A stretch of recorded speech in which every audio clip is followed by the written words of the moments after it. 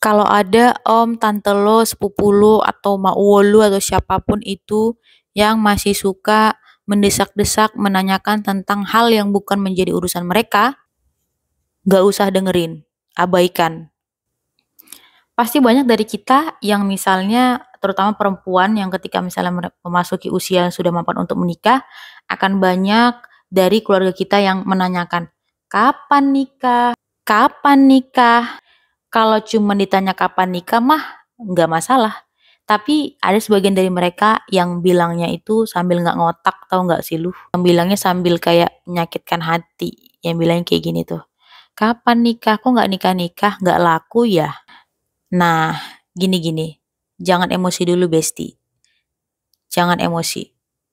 Untuk menghadapi orang yang seperti ini, kalian hanya perlu diam dan tinggalkan. Yang pertama, kalian gak perlu harus merasa tersakiti dengan ucapan mereka. Dan yang paling penting adalah kalian tidak perlu merasa bersalah atau merasa tertekan dengan ucapan mereka. Jangan karena ucapan mereka dan pertanyaan-pertanyaan mereka yang seperti itu, kalian jadi tertekan dan tertrigger untuk segera menikah tanpa memilih dan memilah pasangan yang tepat buat kalian dengan alasan desakan dari om, tante, keluarga, sepupu yang mendesak kalian untuk menikah. Karena itu adalah suatu ketololan yang abadi. Kenapa gitu?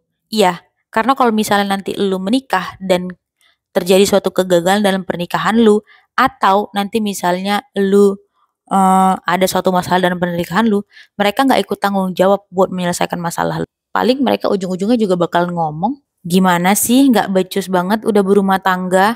Nah gini, aku kasih tahu ya ke kalian, sekali lagi aku tekankan, jangan pernah kalian mengambil keputusan yang impulsif hanya karena tekanan dari omongan-omongan orang yang nggak berguna itu.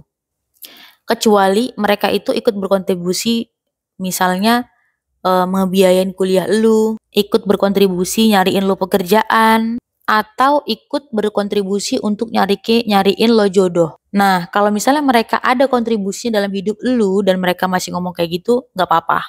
Tapi kalau mereka tidak memberikan kontribusi apa-apa, apalagi cuma nyinyir doang, udah nggak usah dengerin, anggap aja mereka seonggok sampah. Dan yang paling parah lagi adalah orang tua kita jadi ikut nyalahin kita karena kata-kata mereka atau karena ucapan dari mereka.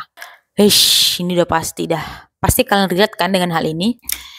Apalagi kalau misalnya ada om atau tante lu yang membandingkan lu dengan pencapaian anaknya. Aduh, itu udah pasti toksik banget kan ya. Itulah mengapa aku bilang sekali lagi untuk menyadarkan kalian, terutama buat kalian yang perempuan, jangan pernah impulsif untuk mengambil keputusan hanya karena tekanan orang-orang di sekitar kalian. Terutama tekanan dari keluarga dan saudara yang lumayan kuat. Karena biasanya biasanya omongan dari orang itu nggak terlalu ngaruh, tapi kalau misalnya omongan dari keluarga kita tuh rasanya nyelekit banget. Itulah mengapa aku tekankan sekali lagi sama kalian, kalian harus menjadi orang yang berani dan juga kalian harus menjadi orang yang cerdas.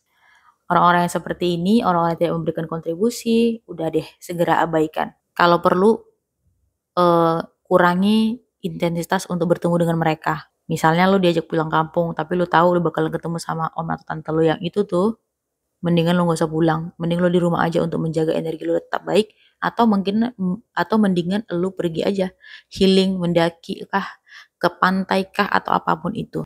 Di usia yang sekarang ini sudah lagi tidak tepat bagi kita untuk mengurusi orang-orang yang menguras energi dan pikiran kita, karena pada dasarnya itu hanya akan merugikan kita dan lebih baik kita memfokuskannya kepada hal-hal yang ingin kita capai dan kita kerjakan yang bermanfaat untuk hidup kita. So, sekali lagi, be the selfish is more dangerous for others, but it's fun for us. Dan yang paling penting, kalian harus berani untuk berkata tegas sama mereka. Gak usah marah lah ya. Bedain antara tegas dengan marah. Kalau tegas itu adalah sesuatu yang kalian bisa mengungkapkan sesuatu yang kalian tidak suka, kalian tidak setuju sama orang-orang itu. Ngomongnya gak mesti harus marah. Itulah kenapa aku bilang perempuan itu harus selalu harus selalu cerdas secara emosional. Karena untuk ngadepin orang-orang kayak begini nih, mulut-mulut om dan tante lu yang kagak tahu diri, udah kagak kontribusi, ngerecehkan hidup lagi. Oke, segitu dulu untuk video kali ini. save to don't forget to like and comment. I need your criticism, and see you in the next video. Bye bye.